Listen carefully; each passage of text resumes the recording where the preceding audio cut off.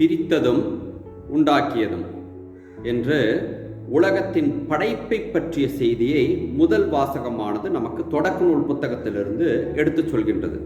அங்கு பார்த்தோம் என்று கேட்டால், கடவுளாகிய தேவன் 2 செயல்களை செய்கின்றார். ஒன்று உண்டாக்குகின்றார், இரண்டாவது பிரிக்கின்றார். அவர் எதையெல்லாம் உண்டாக்கினார், எதையெல்லாம் பிரித்தார் என்பதை பற்றித்தான் நாம் இன்று தியானிக்கப் போகின்றோம். முதலாவதாக எதை உண்டாக்கினார் தெரியுமா?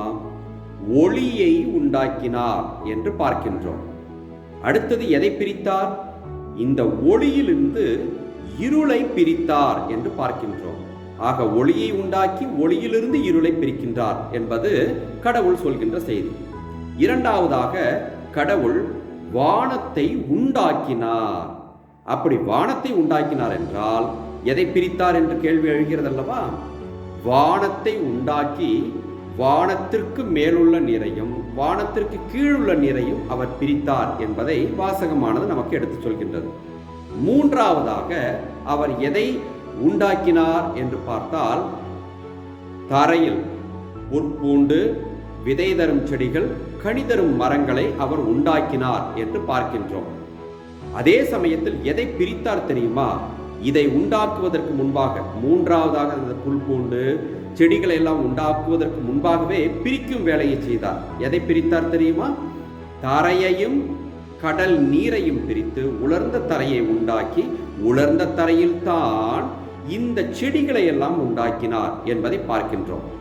4வது நாளில் எதை செய்தார் தெரியுமா? உண்டாக்கும் வேலையை மட்டுமே செய்தார், பிரிக்கும் வேலையை செய்யவில்லை. எதை உண்டாக்கினார்? ஒளிக்கு உதவக்கூடிய சூரியன், நிலா மற்றும் நட்சத்திரங்களை உண்டாக்கினார் என்று பார்க்கின்றோம்.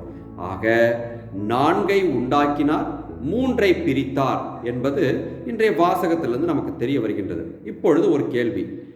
ஆண்டவர் உண்டாக்கினார், பிரித்தார், இதில் எது உண்மை என்று கேட்டால் 2ஐயுமே தான் செய்தார். அதில் முதலாவதாக அவர் செய்தது உண்டாக்கி பிரித்தார் என்பதை பார்க்கின்றோம். அதையும் தாண்டி உண்டாக்கி பிரிக்கும் பொழுது உண்டாக்கியதும் சரி பிரித்ததும் சரி எல்லாமே நல்லதென கண்டார் என்று பார்க்கின்றோம். ஆகவே கடவுள் படைப்பில் எதுவுமே கெட்டது இல்லை என்பதை இந்த நாளில் புரிந்து கொள்வோம்.